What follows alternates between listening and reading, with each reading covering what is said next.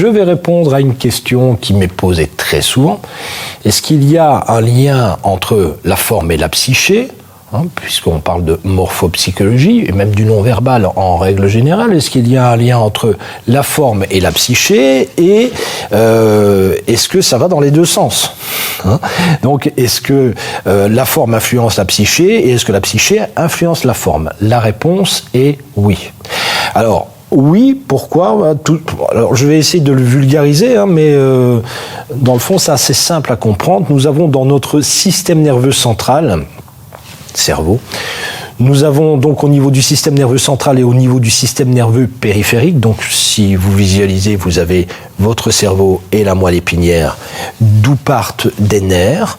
Vous avez ce qu'on appelle des nerfs afférents, donc si vous voulez, c'est un système qui permet de ramener des informations au cerveau. Donc je prends un exemple, si je touche une texture, bon, peu importe, je touche la texture de la table, eh bien la texture de la table captée par mes doigts, eh bien ces informations vont remonter le long des nerfs afférents et ces nerfs afférents vont rapporter ces informations au niveau du système nerveux central pour que mon cerveau traite l'information et me dise ok, c'est une structure par exemple plus rugueuse, plus froide, plus humide, que sais-je, peu importe. Et donc c'est analysé comme ça. Mais l'inverse est vrai aussi. Mon cerveau lui commande à ma main, par exemple, de se poser ou de sentir certaines choses. Tout simplement, donc c'est lui qui commande. Et là, c'est le système des nerfs efférents. Donc, dans le fond, c'est une double circulation. Alors, on va me dire, oui, mais qu'est-ce que ça change ? Et par exemple, pour la morphologie, est-ce que ça peut changer quelque chose ? Bien sûr. Donc là, je vais isoler deux choses. La gestuelle, vous allez comprendre pourquoi, et la morphologie. Les deux font partie de l'analyse non verbale, de toute façon. Alors, on va prendre le plus simple à comprendre. Pour un geste, par exemple, il est vrai que si, imaginons que je sois en ouverture, c'est-à-dire que mon esprit est serein, je suis plutôt optimiste, j'ai envie de parler aux gens sans frein, sans tabou, et automatiquement, j'ouvre les bras. Pourquoi ? Tout simplement parce que je suis prêt à accueillir le milieu. Le milieu, c'est tout ce qui n'est pas moi. Je suis prêt à accueillir ces personnes, et donc, il n'y a pas de frein. Je me bloque pas, je me ferme pas. Vous voyez, j'utilise pas ce type de geste parce que le climat mental est à l'ouverture. Donc, naturellement, les nerfs efférents vont renvoyer cette information d'ouverture. Le climat mental dû, je sais pas moi, au fait que je me sens bien, je me sens heureux, que j'ai un taux de sérotonine qui soit fort, eh bien, je me sens super heureux et donc automatiquement mon corps traduit ça. Bon, là, vous avez compris que c'est le système des nerfs efférents. Mais imaginons que je ne sois pas du tout dans une bonne disposition. C'est-à-dire que, je me sens pas spécialement bien, je me sens pas forcément en phase avec les personnes qui se trouvent en face de moi. Et donc, il se peut que naturellement, j'ai peut-être envie de me fermer à ces personnes. Mais je me dis, tiens, ce serait peut-être bien quand même de trouver du positif et de faire en sorte que les interactions que j'ai avec les autres soient finalement porteuses et positives. Donc je vais travailler sur ma gestuelle pour recréer un climat mental.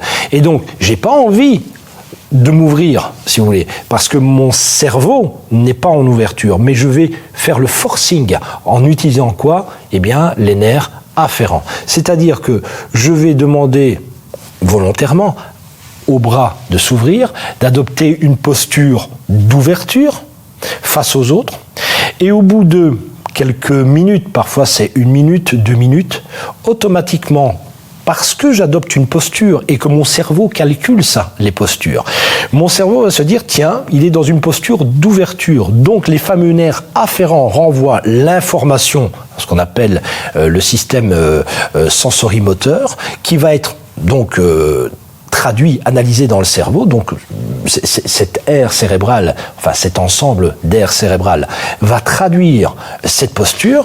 Et là, mon cerveau va se dire, mais tiens, s'il a ce type de posture, c'est qu'il doit se sentir bien.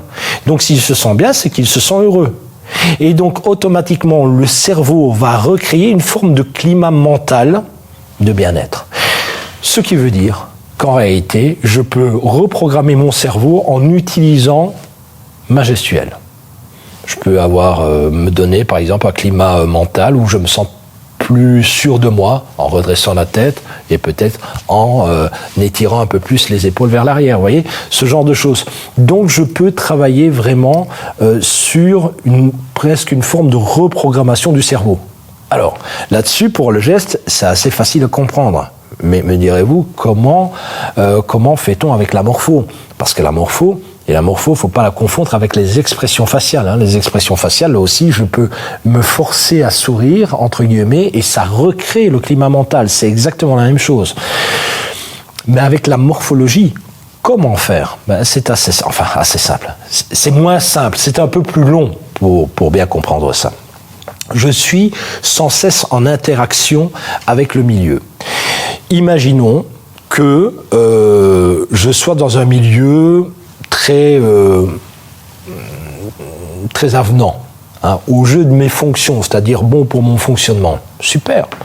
Ma structure morphologique est en adéquation avec mon milieu, tout se passe bien. Donc imaginons que ma structure soit hyper sélective et que je sois dans un milieu où de toute façon les personnes qui composent l'essentiel des gens que je rencontre au quotidien sont les personnes que j'ai décidé d'accueillir dans, je dirais, mon milieu choisi. Pas de problème, je ne dois pas affronter des personnes que je ne veux pas, que je ne désire pas, d'une certaine manière. Ce serait un peu, par exemple, l'idée de monter une société familiale, vous voyez, avec des gens que j'apprécie. Mais imaginons que je sois plongé dans une société où je dois m'accommoder du tout venant, c'est-à-dire des personnes avec qui j'ai pas forcément envie de composer. Alors là, si j'ai ça, eh bien, je vais prendre ma propre structure à moi, ce sera peut-être un peu plus facile. Moi, j'ai une structure plutôt de rétractée, donc hypersensible au milieu, et qui aura une tendance à mettre beaucoup de paramètres entre lui et le milieu, et donc les autres, ceux qui composent le milieu. Eh bien, si je sais qu'à un moment donné, je dois composer avec des personnes pour X raisons pendant une durée relativement longue, et que je sais que je ne suis pas fait pour ça, pour composer avec le tout venant, mais que je suis d'une certaine manière obligé de le faire, raison économique ou autre, eh bien je peux jouer par exemple sur ma rétraction. Et donc on revient au système de nerfs afférent-efférent. Donc imaginons que je prenne plus de muscles au niveau de la structure morphologique, ou plus de derme, plus de graisse. Par exemple, je mange différemment. Je prends une alimentation plus calorique, par exemple. Je vais commencer à créer une forme de tampon, de derme entre le milieu et moi, de telle sorte que je commence à freiner l'impact du milieu sur ma structure. Et ça me permet tout simplement de jouer sur la temporisation. Je freine, si vous voulez, les influences du milieu, et donc ça aura une tendance à moins me percuter, d'une certaine manière. Donc c'est comme ça qu'on peut agir avec la morphologie. Bon, là j'ai parlé de graisse, mais je pourrais parler d'une augmentation, par exemple, de protéines en fonction de ce que je veux, amener plus de lipides en fonction de ce que je veux, plus de glucides en fonction de ce que je veux. En bref, on peut jouer avec l'alimentation pour essayer de rendre, si vous voulez, un milieu qui ne serait pas vivable, entre guillemets, plus vivable, tout simplement. Évidemment, le nec plus ultra, c'est de bien connaître sa structure morphologique et de se dire, ok, je peux composer avec mon alimentation, je peux composer avec mes gestes, je peux composer avec, évidemment, des outils psychologiques pour apprendre à gérer une situation difficile. Mais vous voyez, tout ça, en réalité, peut s'expliquer par le système efférent-afférent, analysé donc dans les aires sensorimotrices. Voilà. Et donc je vous dirais que plus on connaît sa structure morphologique, plus on est à même de pouvoir, en fonction, si vous voulez, des situations rencontrées, eh bien de jouer avec tout ce que je viens de vous dire, l'alimentation, le type d'exercice physique, les gestes, etc., etc., etc. Voilà.